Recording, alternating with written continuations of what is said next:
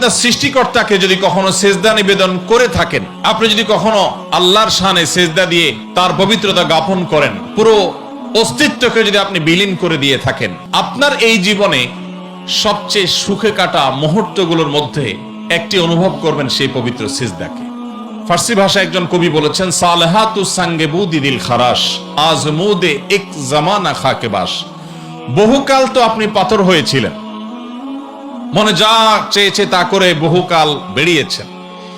কিছু কালের জন্য পরীক্ষা করে হলেও একটু মাটি হয়ে দেখুন, আল্লাহ সুবহানাহু ওয়া তাআলার গোলামি এবং দাসত্বকে অবলম্বন করে দেখুন। আল্লাহর শপথ করে বলছি, আপনি আল্লাহর সামনে আপনার মাথাকে যখন অবনত করে আপনি তাসবিহ নিবেদন করবেন, আল্লাহর পবিত্রতা জ্ঞাপন করবেন, আপনার যে কোনো বিপদে যে কোনো কষ্টে যখন দুহাত তুলে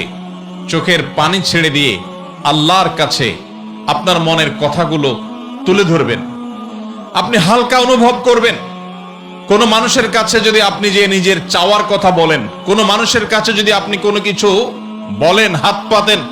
তো মানসিকভাবে আপনার কষ্ট হবে, আপনার দুঃখ হবে, অপমান বোধ হবে, লাঞ্ছনা অনুভব হবে যে আমি অমুকের কাছে ছোট হয়েছি। কিন্তু আপনি আপনার সৃষ্টিকর্তাকে যদি কখনো সেজদা নিবেদন করে থাকেন,